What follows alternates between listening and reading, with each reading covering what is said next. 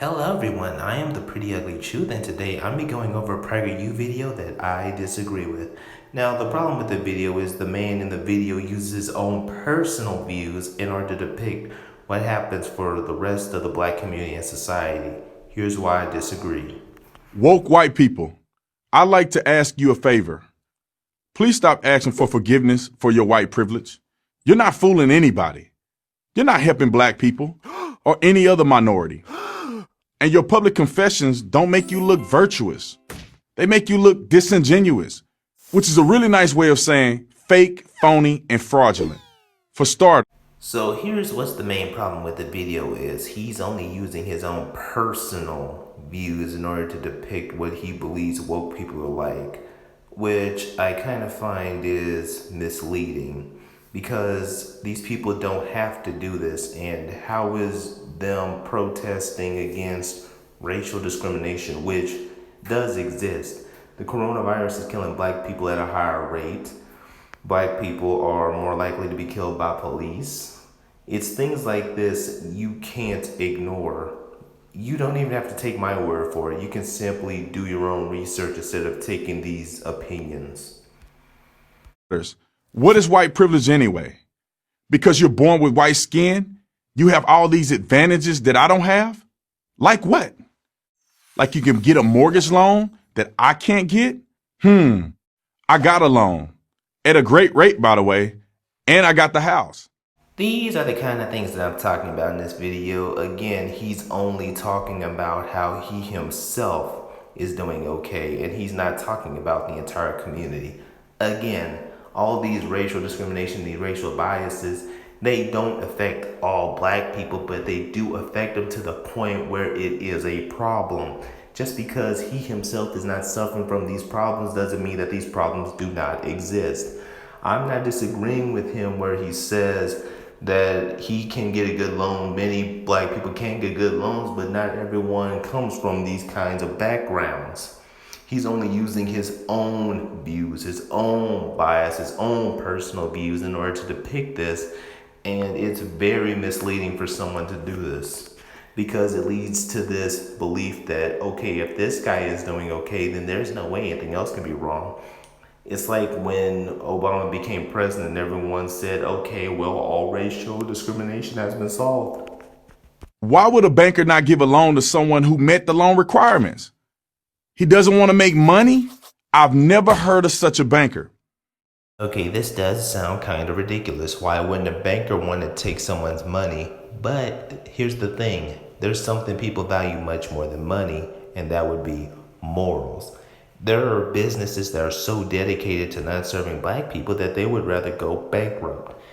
And there are areas that are super dedicated to not letting anyone of color or of different religious beliefs in. I prefer people look up what sundown towns are. Basically what they are, they're areas where one race or one group moves into an area and threatens the residents that don't believe in what they believe in, that if they're not down by sundown, there will be severe consequences. Death.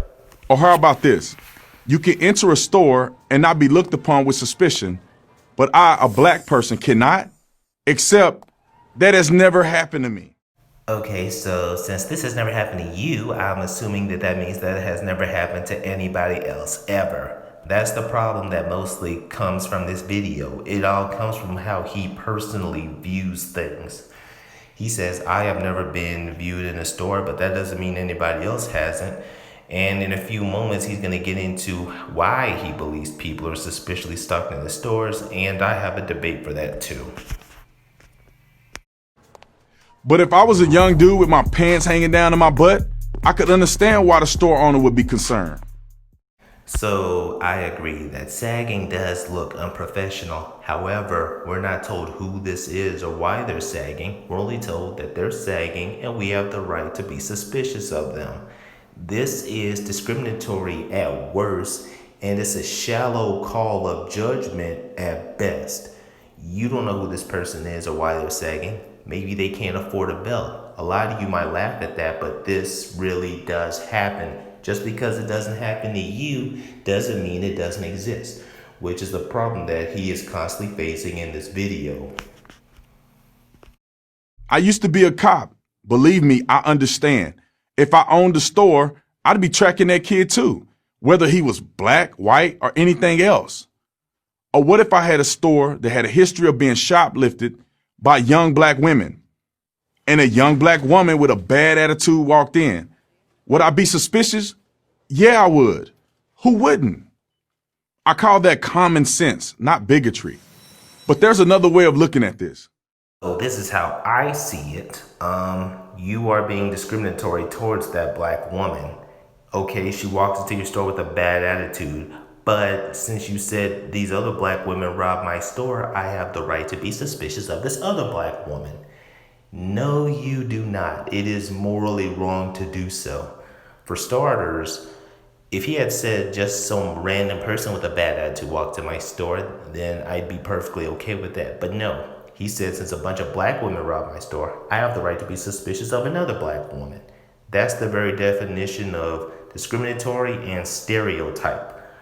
Also, if she has a bad attitude, then she's bringing attention to herself. How can she possibly rob your store if she is coming in with a bad attitude? It makes no sense. Who wouldn't? I call that common sense, not bigotry. But there's another way of looking at this. In many ways, in today's America, blacks have more privilege than whites. It's been my experience that whites bent over backwards to give blacks every possible advantage. Okay, so I'm hoping everybody caught that, right? He said through my experience. Again, he's using his own opinions to depict what happens for the rest of the community. And he disagreed with himself here because he says that it's through his experience that white people have been trying to give all the advantages to black people. Okay, so how do black people have a privilege when they have to get the advantage from the white people? It makes no sense. If two people are equally qualified for a job, the black person will usually get it. Big companies and prestigious universities fall all over one another trying to sign up talented black people. Okay, there is some truth to this. There are a lot of universities that are now opening up more ways for black people to get in, but it's more for a selfish reason.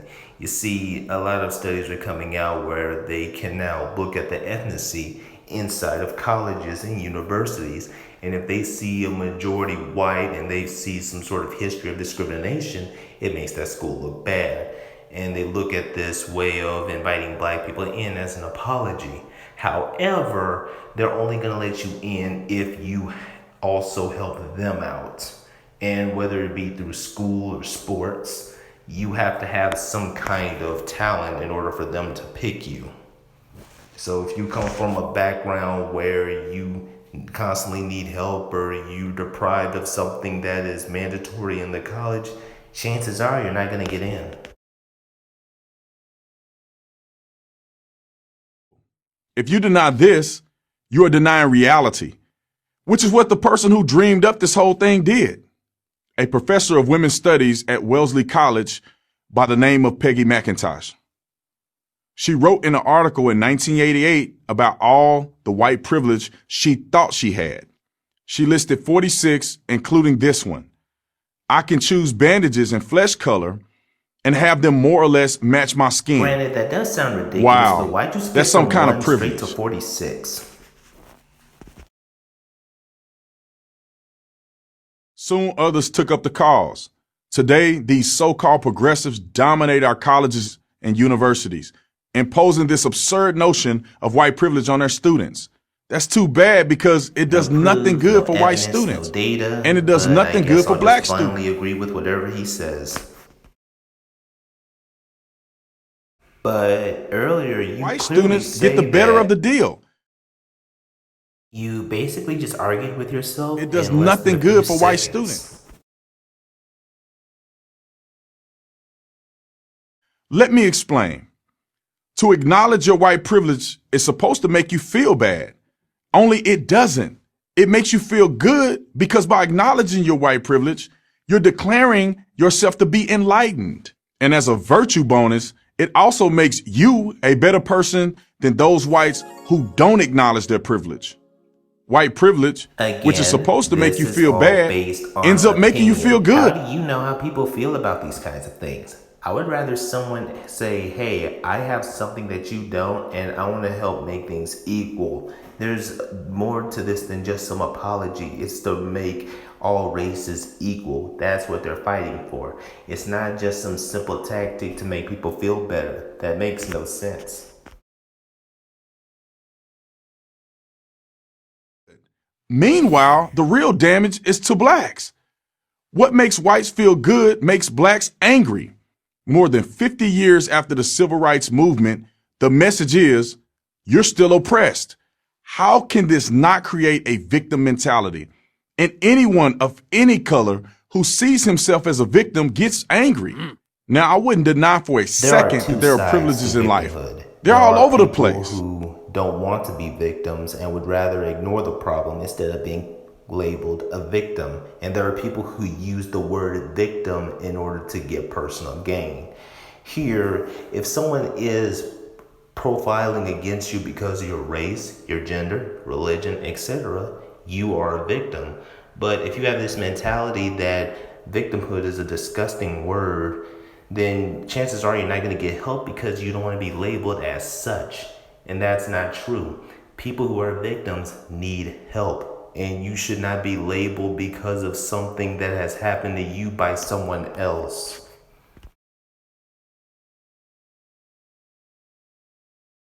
There's two-parent family privilege. That's huge. There's being lucky to be born in America privilege.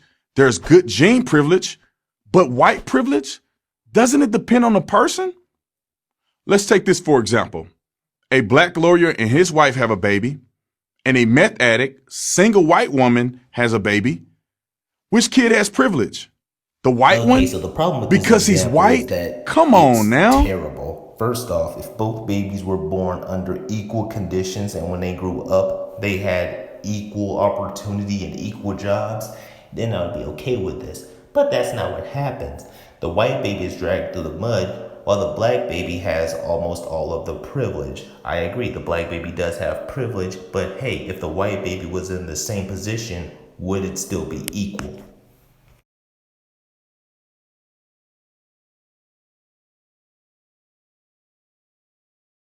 And here's the kicker. Even if it were true, all those claims about white privilege, so what? Would it change a single thing I did? So what? If white people apologize for being white, is that supposed to help me?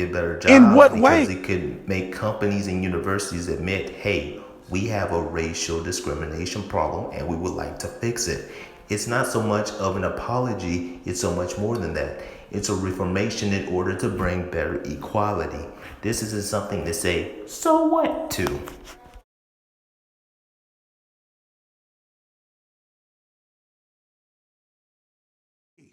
So let's be real. An attack on Democrats. White privilege is an attempt by the left to divide Americans by race.